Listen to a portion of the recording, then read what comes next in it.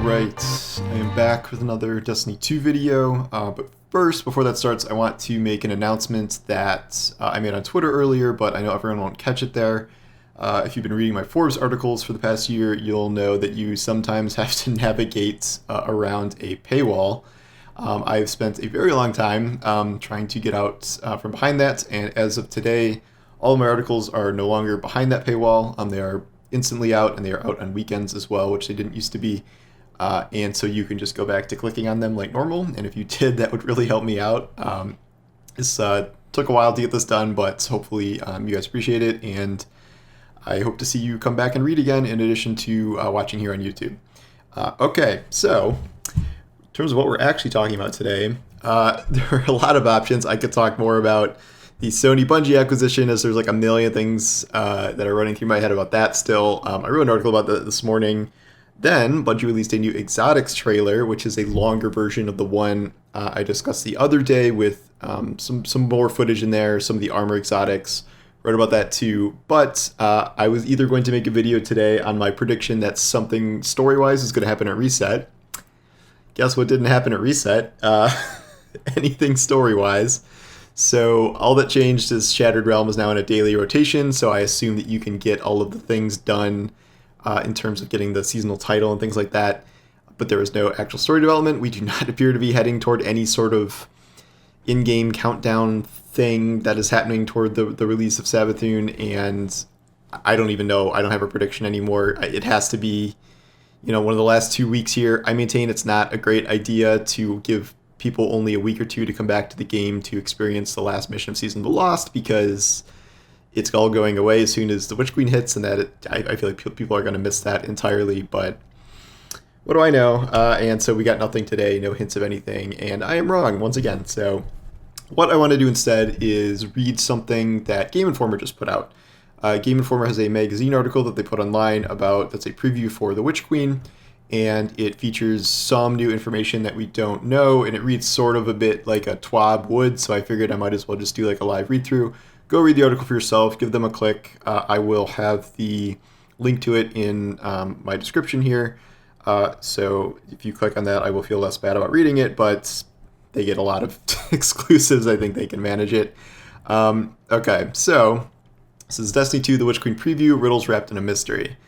It's time for the payoff. For years, Bungie has teased the potential of Destiny's most devious villain. In recent months, that tease has escalated. The Hive Queen named Savathûn has infiltrated all major storylines, insinuating herself into the events shaping the story.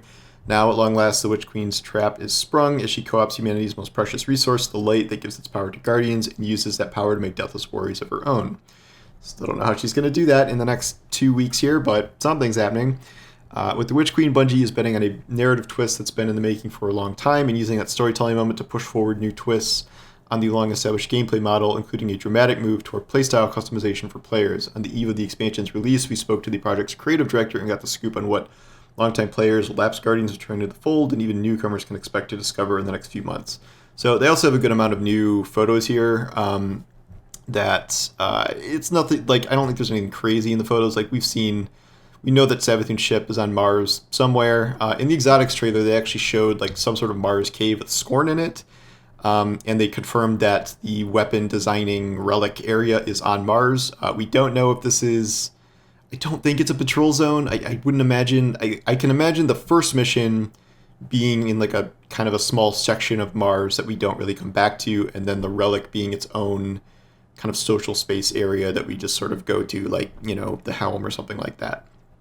It could even be like the year 5, seasonal zone, like the Helm, where it keeps expanding over time and things, but I guess we'll see. The villain, Savathûn, the most cunning Hive foe that we've ever had, is front and center, says creative director James Sy. And it would not be Savathûn's story if there was no trickery. She is the god of cunning that focuses on treachery, hidden messages, and secrets. Doesn't end because Savathûn has now revealed her true identity and stepped into the light. And it sounds like a primary focus of the Witch Queen experience is matching wits against such a wily foe. We've actually been talking about this as a mystery, Sai continues. The player fantasy is one of being like a psychic detective this time around. You're going in this uncertain destination, this creepy, beautifully grotesque, twisted wonderland kind of place. What's the mystery here? What can you trust? So this is like where they're always talking about how they kind of have taken a lot of inspiration from True Detective, which you can definitely see in their ad campaign.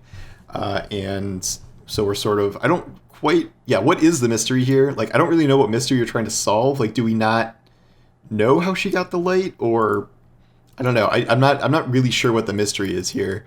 We don't know if someone's going to be murdered, and like this is like, you know, we're tracking her down for that, but we have not gotten any clear indications of that, other than kind of vague hints that someone's going to be murdered, but who knows. Those dynamics of beautiful grotesquerie, is that a word? Are on full display in the play space that Sai is describing. Savathun's throne world is a sprawling new area for players to explore, filled with secrets and opportunities for combat across several distinct regions. A reflection of Savathun's mind, the throne world is an old Hive realm that is being remade and blessed by the light that Savathun has stolen. She has the light, so she has this opulent, well-manicured castle, cool sculptures, courtyards. It's not the typical Hive area. Then you have the swampier bayou kind of area that she has not yet rebuilt with the light. And then there's this underworld section as well. Okay, so this is... I think this is the first time we've heard that the idea of the throne room, or the throne world, is that she is like actively transforming her own throne world with the light, and that's how she's built her really nice fancy castle. And then the crappier areas are things that she hasn't gotten around to fixing with the light yet. We can't really build stuff with the light in real life, like structures and things, but I guess it's her throne world, which is sort of like the Hive's own kind of personal pocket dimension thing. So I guess the rules sort of change there. Where did I leave off? There's a new 6-person matchmade activity called Wellspring that plays out in the throne world, built to convey the fantasy of storming the seemingly insurmountable castle. Conceptually, the swamp's heat and humidity represent something novel and distinct from what we've previously seen from the franchise. That is the first time we have heard about a new activity for Witch Queen. A 6-man matchmade activity. They love these days. They are successful sometimes, and sometimes the best activities, but they've been a little hit or miss lately. The main thing about, I'd say, these 6-man activities that they need to figure out is enemy density. Like, I feel like you really need to have a lot of enemy density to make those worthwhile, especially at lower difficulties where everyone just kind of blows through them. I think we've seen this in the trailer, because there's a lot of trailers that show like 6 guardians kind of marching toward Savathun's castle, which I have to believe that's that activity. I don't know if this is sort of like, this might be different than what we've seen before, like progression, like break through this wall and then like fight these enemies and like break through this courtyard. That seems like that could be something interesting and different. It does not. I don't think this is a seasonal activity. I think this is tied to the expansion itself. I don't think it's the season attached to it, as I think that's going to be something else, but we'll see. Across that new landscape, Bungie has big plans to make the new campaign especially memorable. We call it the Definitively Destiny campaign, Sai says. Sorry, my foot is ringing. It's about bringing some of the awesome grandeur of some of our endgame aspirational feel into the campaign itself. Soaring through these really cool environmental set pieces, memorable encounters that take a lot of thought and understanding, bringing puzzles into the campaign for players. So it's a really reinvigorated focus on the campaign in this release. And now I think, they go to talk about rewards here. I love this shot of the two, of the Guardian facing off against the Hive Guardian with the Void Shields. He's like, yeah, I got 2 Void Shields, what now?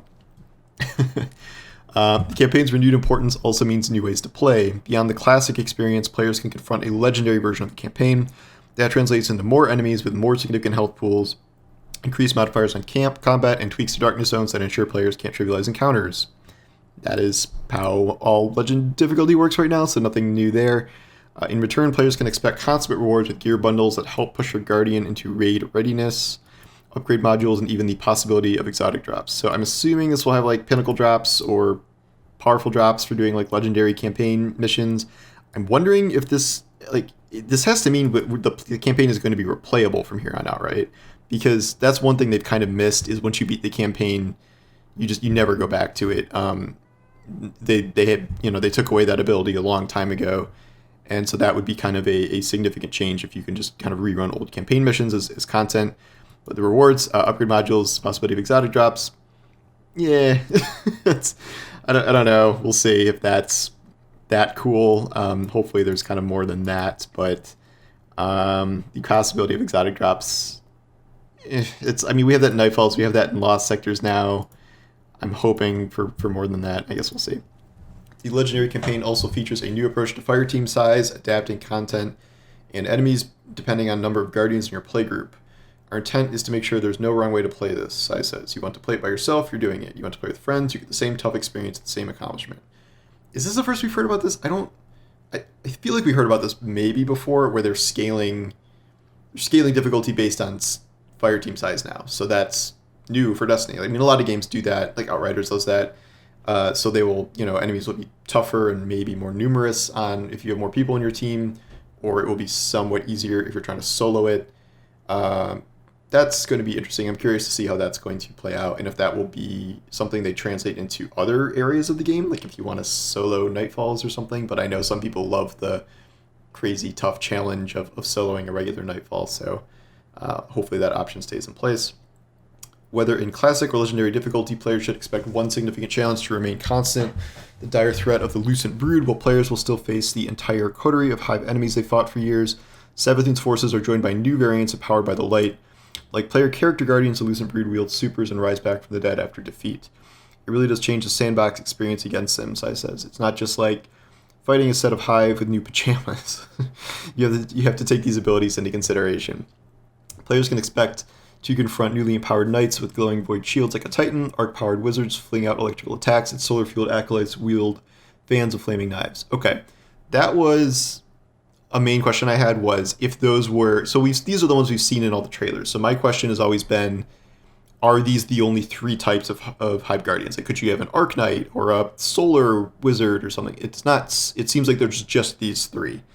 Granted, I'm sure that was hard enough to program as is, and I sort of get why that's the case, but this is kind of confirmation of that.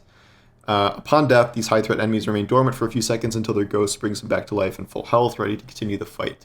Your only option is to risk closing the distance to the enemy ghost and tapping your finisher. Oh, that's how you do it. Okay, to grasp and crush them, ending the threat. So this is going to be an interesting challenge in higher level content, because you can't just like plink things down from far away, and you can't just like shoot their ghosts. You literally have to you have to be in finisher distance to kill them. That may be tough, especially if they're in like the raid or something. Meanwhile, more standard Hive enemies will get powered up by moths that infuse them with light. So you might find an acolyte who is charged with light, and when you defeat that acolyte, wait, they've charged with light? Do they have the mods and stuff that go with that? And when you defeat that acolyte, then the moth comes flying out and seeks to infuse its power into one of the nearby combatants, or comes after you and tries to detonate, Sai explains. That sounds like the Siva Fallen a little bit, where you shot them and then the thing came out and it like went after you. That sounds like that, kind of. Add up the implications, and battles against the Lucent Brood aim for high-intensity encounters that require up-close confrontations to end the fight definitively. To increase your chance of survival, Guardians have a few new tricks of their own. The glaive appears in both exotic and legendary varieties and acts as a combo melee and ranged weapon. Okay, so we're not just getting like only 3 glaives that are exotics like they showed in the trailer. At least I assume those are exotics. I think we're getting normal legendary glaives too. It's our first new weapon archetype in the game since bows, and it's the only first-person melee weapon we have, Sai says.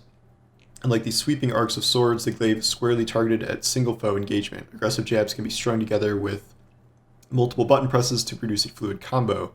A glaive can also shoot out an energy blast at short or medium range, and features a defensive shield that powers up as you defeat enemies.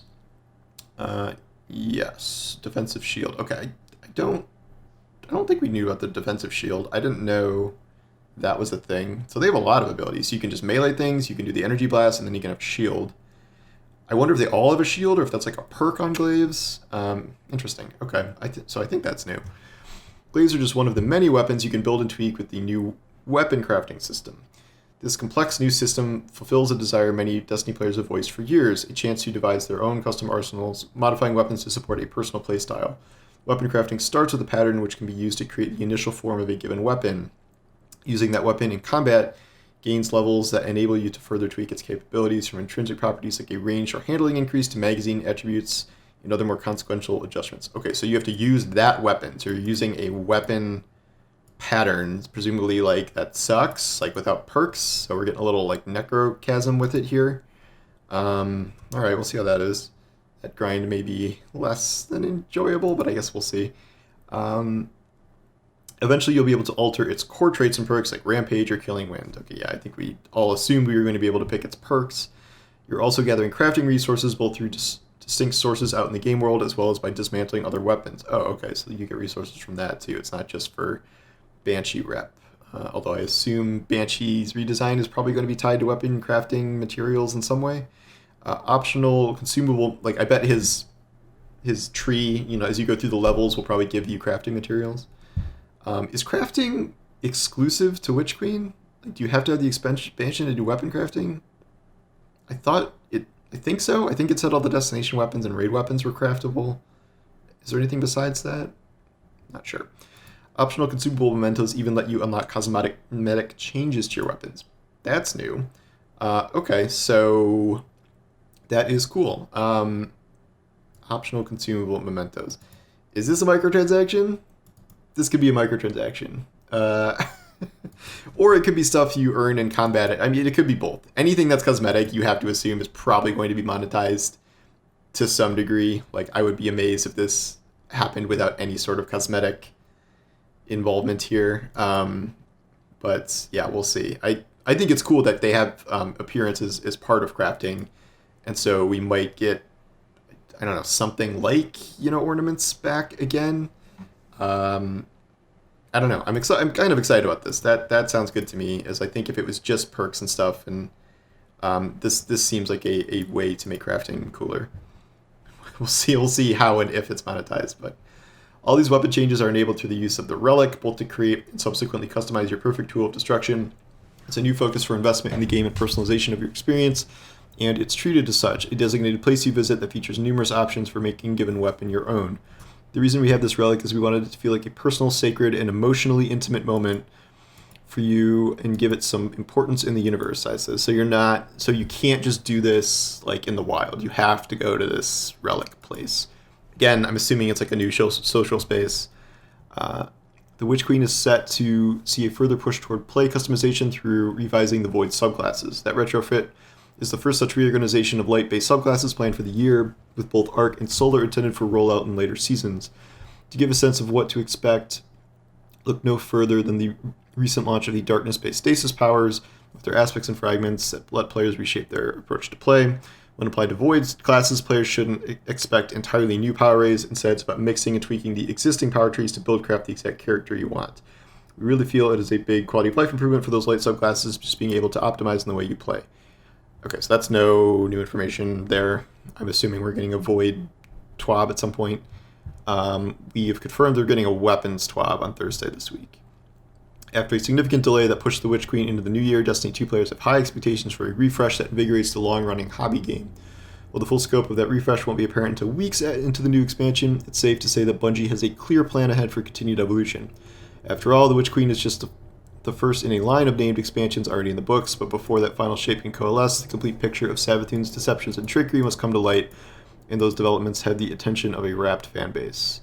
And then they have a gallery with new photos. That's a Scorn tank. This is the glowy palace. Outside of the palace, pretty sure that's not new. Crushing a Hive Guardian ghost, I mean. And that again, we've seen these ones in the article. That's a cool looking window there. People keep saying this looks like the Red Keep, but I really don't think it looks like the Red Keep. And then Savathun smiling for the camera, looking cool. And her weird ship thing with this portal. I don't know what's going on here. Or how much will be in the ship. Because like this throne world is not in the ship. The throne world's like a different dimension. Guardian shooting explodey pustule things, so I assume that will trigger some sort of mechanic. Yeah, okay. So that's that. There is some new information in there, 6-man activity, some new information about crafting and things like that. So yeah, a lot going on. I am disappointed in the lack of stuff going on in-game. There's all this exciting stuff like going on everywhere else, the new trailers and the Sony acquisition and all this stuff, but like the actual game is like still very much nothing is happening. But yeah, that was interesting. That was a good article, and I am very curious to see what the TWAB has in store. We should learn what their big change to weapons is going to be. That was not mentioned here. They didn't talk about that in the crafting section in terms of what they are adding to weapons, which was the implication once they were deleting the ability to intrinsically generate orbs. Yeah, I assume we're still going to get like a full crafting TWAB at some point, because there's so many questions about that I have to imagine that was going to be something they explain better. But anyway, yeah, I don't know. This is a good kind of some of this is summary, but a lot of this is, you know, at least some new tidbits of information in here. So I think that was a worthwhile read. But tomorrow we'll talk about something, I don't know, but then Thursday will obviously be a big TWAB day, and we will see what the weapons TWAB has in store. So anyway, thanks for watching, and I will talk to you guys soon. Take care.